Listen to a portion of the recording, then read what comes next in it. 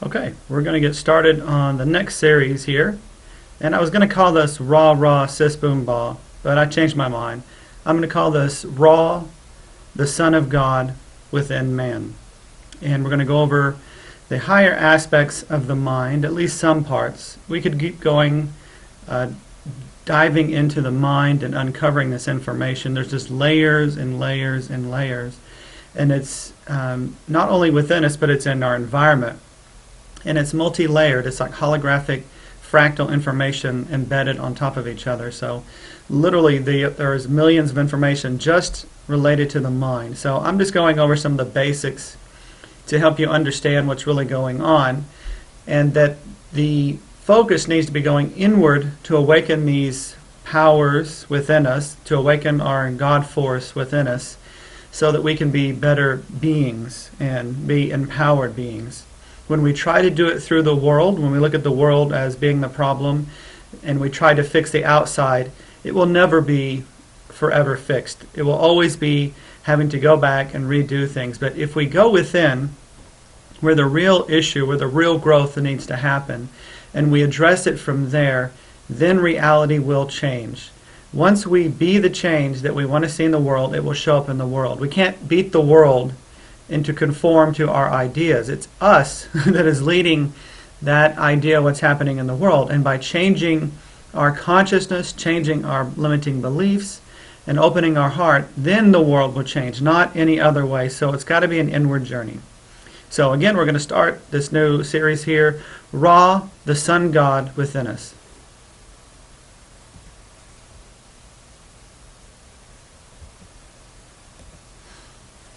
And I've gone over the reptilian brain, and you now know that the reptilian brain represents the devil, Ganesh, and a couple of other entities. But mostly it's the devil. It's that lower part of our mind. Right here you can see me circling it, the brainstem and the cerebellum. It's this part of the brain that we're not supposed to hate this part of the brain. The whole idea is that we balance the lower aspect of our brain, this reptilian, snake, devil-like aspect of our mind, with the higher mind. And from the reptilian mind, we go next to the limbic brain. And then beyond that, we go into the cortex. And then the most advanced part of the brain is the prefrontal cortex, and that's where the forehead is, where the forehead is, where the third eye is. So, but the limbic brain is what bridges all the other aspects of the brain together. It's known as the bird brain, which is really significant when I go into the sun god Horus, or Ra, and the sun god Horus, Ra. They were actually separate entities or separate gods, but then eventually got melded into one. So Ra is Horus, and basically he has a falcon head, a bird head, which is interesting because it is representing, or like a clue, that all that is related to the limbic brain. The god of Horus, the god of sun, is right here in the limbic brain, and we're going to really get into that in this little series. The limbic brain, okay, so let's go back just a little bit.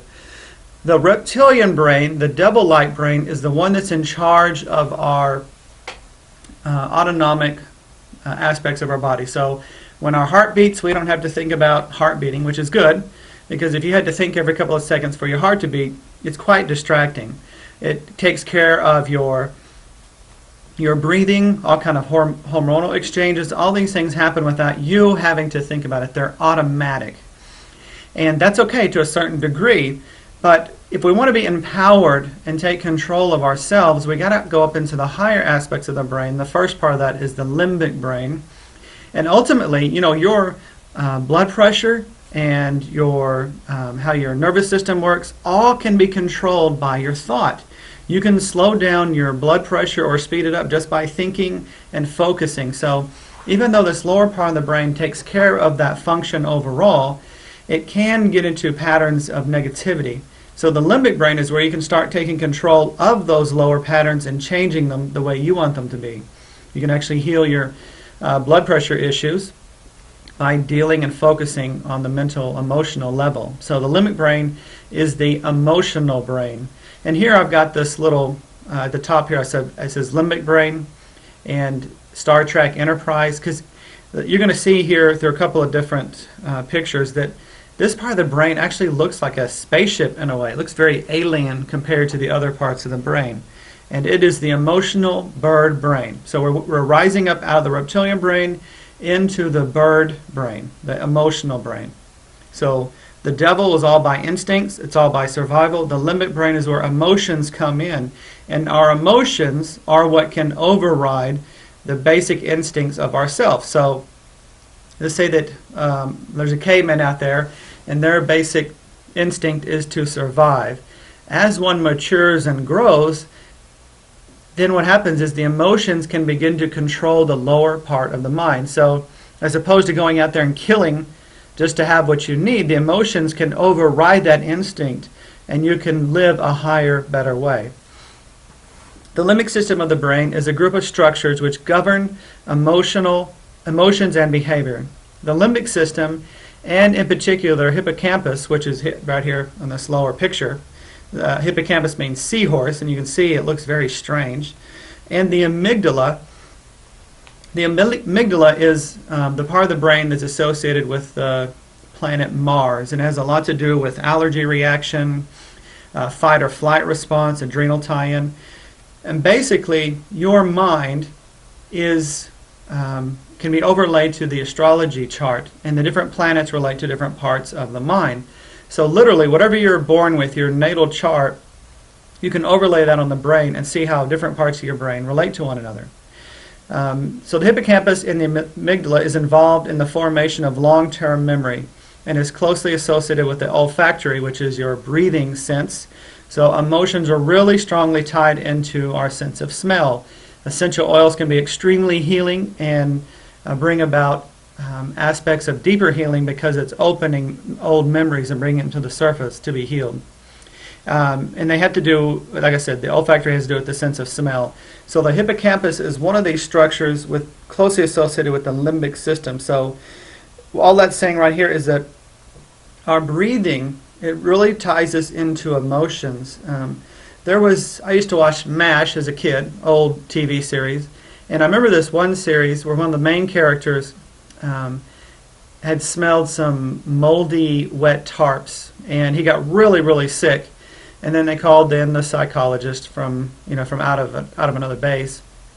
And during the TV show, what's revealed is that when he was a kid, his brother had pushed him in the water, and he was having a hard time. He was like drowning in the water, and him and his friends were laughing, or his brother and his friends were laughing at him, and that embarrassment and that emotional charge was never cleared. So the smell stimulated that memory, and he was getting sick from it. So our sense of smell is very powerfully tied into our emotions.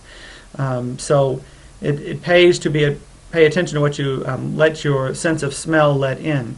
The sense of smell is also your first level of defense. Out in the wild, you can see something before you can hear it or see it in most cases. So the sense of smell, just like most animals in the world, the sense of smell is mainly their main sense for self-preservation. So the sense of smell is very powerfully associated with our emotions. The Eye of Horus. I'm going back to show that most of the spiritual, if not all, of the spiritual stories and entities, deities, are actually referring to parts of the brain. And the Eye of Horus is no different. The Eye of Horus is actually repeated a couple of different times. And the Eye of Horus, remember, Eye of Horus, he is the falcon-headed god.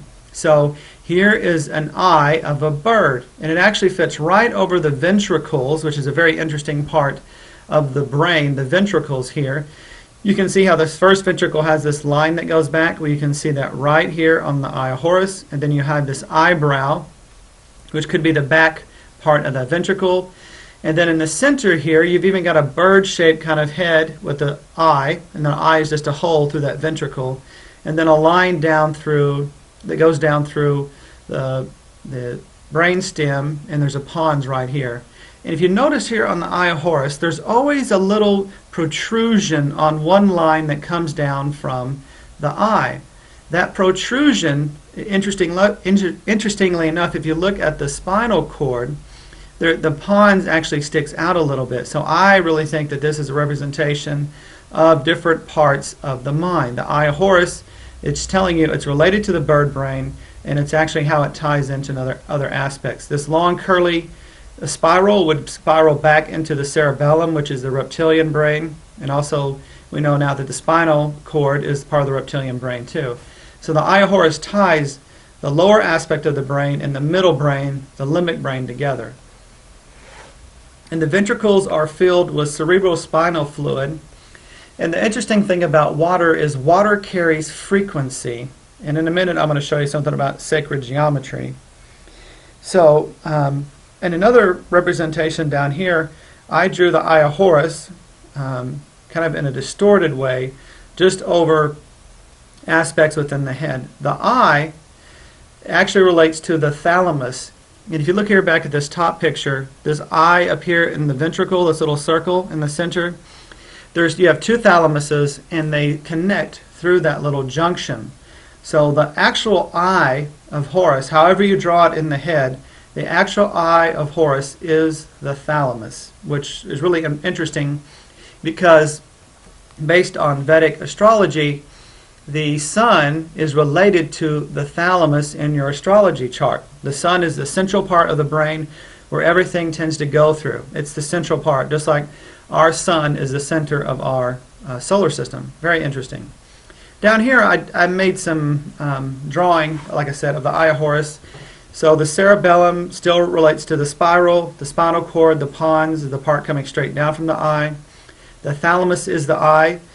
In this picture down here, the pituitary is like the front tear duct, and the pineal gland is the back part of the eye. And down in this picture, the upper eyebrow is the corpus callosum. And the corpus callosum is what connects the left and right hemispheres of the brain. It's a bunch of nerve fibers. And I'm going to show you here in a second, but basically the corpus callosum are the wings that are on top of the medical staff. It's the basic wings that you see on the medical staff where you have the two snakes intertwining going up, and then you have the wings spread out. That's basically showing you the chakra system overlaid on the endocrine system, and the wings spread out is the corpus callosum, which is really amazing to me. Again, another representation tying into the body. Here's another picture, kind of a 3D picture of the limbic brain. You can see how this looks like some kind of spaceship. And ultimately, when we can control our emotions, which tie into the hypothalamus, which is the sub-aspect of the thalamus, we basically can steer our water in our body and tune into different realities, basically, at the apex of what we can do. Until we fully develop that, we can just tune into our emotions and have different hormones cascade, which cause us to be different in certain circumstances. So when we can control our emotions, when we can control our water, we can then tune into how we want to experience something and not have it control us ultimately. But I think it's really interesting how this looks like some kind of spaceship, like a Klingon ship right here. And that's right there, central part of the brain. You can see here the cerebellum, the greenish color, is actually the lower brain, and then this is the midbrain, reptilian brain. The ventricles, like I said, are filled with cerebral spinal fluid. And if you take frequency vibrates within water.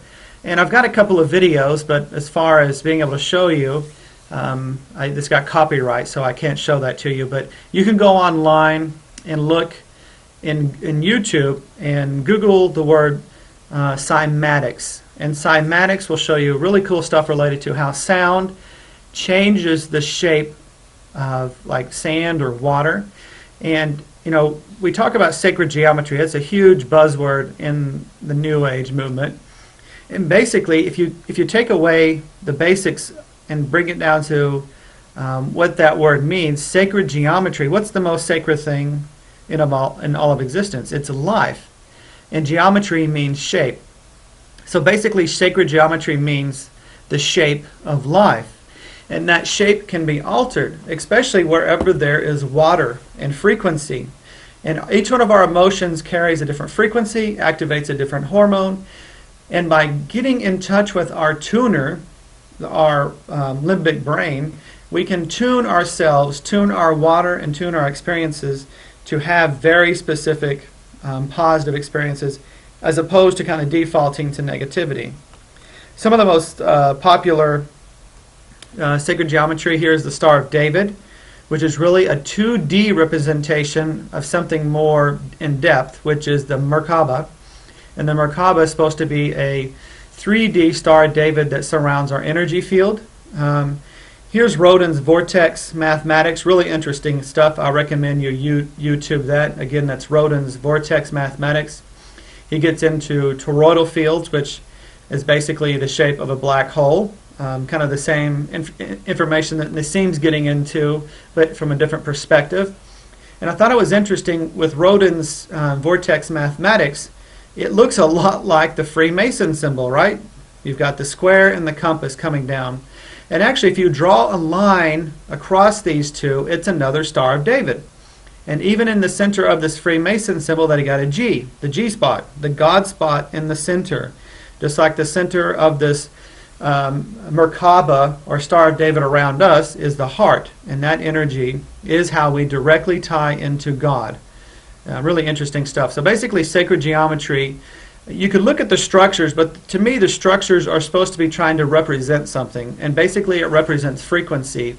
So the Star of David represents a very specific frequency that when you vibrate at that frequency and certain hormones are released, then you tune into higher aspects of reality. You tune into more of your God power.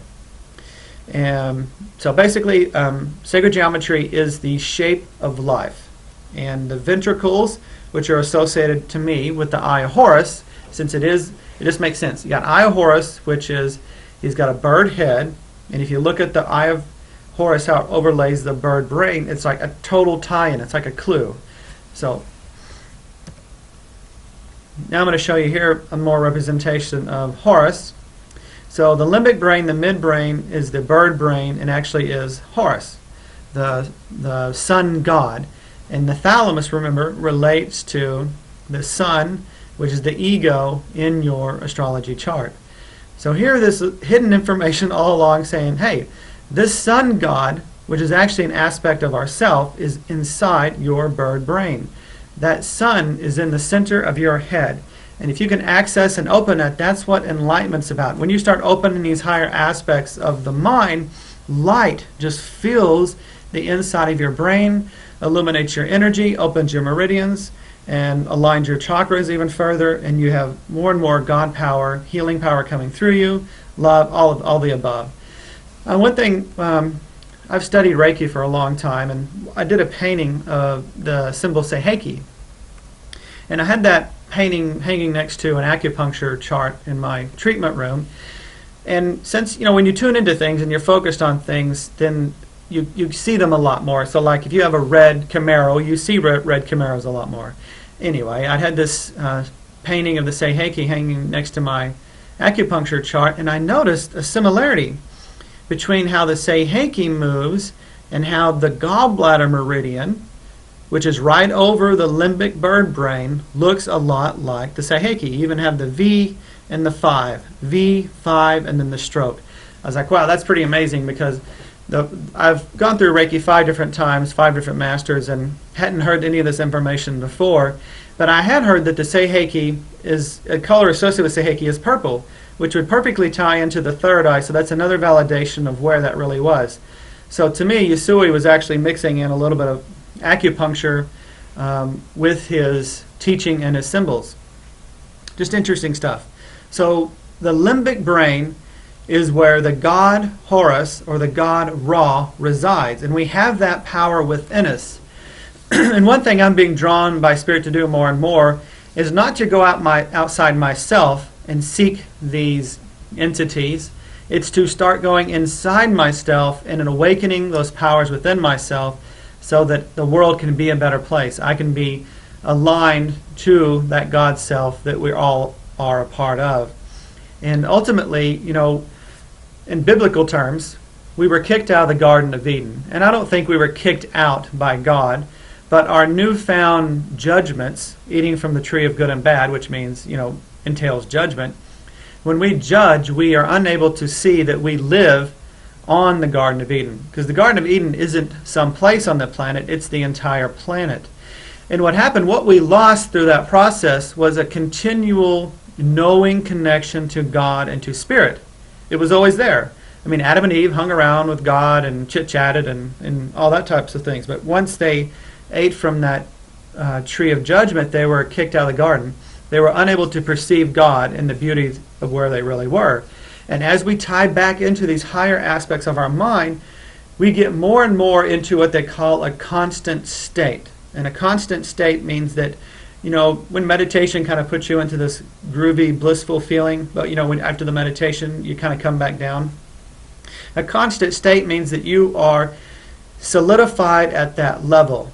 In other words, ultimately, we are going back to reawakening, because we are the fallen ones. When we have to admit it, that we did fall from a particular higher vibration, and now we're working to get ourselves back in a proper relationship with Spirit. And once we do that, once we open these higher aspects of our mind, which are our higher chakras, which still need to be balanced to the lower, we don't abandon the lower. Like sexuality and creativity is still a viable and important part of us. But as we open these parts to our mind, we get more and more continual, aware connection to Spirit and God. Pretty interesting, cool stuff. Here's some more symbolism that I found extremely interesting. And this page here is entitled Beetlejuice, Beetlejuice. Just play on words here. See this little Egyptian hieroglyph? You've got the beetle, you've got the two wings, then you have the sun disk. The beetle is associated with the solar god Kafir. I probably said that wrong, or Kapir. And basically, the beetle is supposed to push the sun through the sky, much like a dung beetle rolls up dung with their larvae inside. But again, it's representing something inside of us. Remember I said the wings are the corpus callosum? And look here. Here are the two. We have two thalamuses inside your head. But look at the thalamus. It's got a very distinct segmentation in it. Can you see that? You got a line down the middle and then a V at top. Well, that's exactly what that is right there. So and it's the shape of a beetle. So these two beetles side by side are what the scarab is referring to. And it's right, these are right below where the corpus callosum goes through and connects the left and right brain. That's awesome to me. Here you've got another picture, actually of a jewel. And on the underneath of the scarab, you have two snakes, which represents that two kundalini channels that spiral up through the chakra system and up through the body, and awaken and bring light into the head. So these two beetles are associated with the sun god Ra, because the thalamus is Ra. And here we have the beetle pushing the little sun disk. Really amazing. Then you have two more snakes on the side of this sun disk. Again, the Ida and the Pingali, which are these little snake channels up the medical staff. So here you have the chakra system, the two intertwining nadis, which are energy channels, the Ida, which is on the left, is feminine, Pingala on the right, which is masculine. They crisscross the Shashuman, which is that straight channel up, and then at the top, once it's fully awakened, the corpus callosum, the wings, mean a completely balanced left and right brain.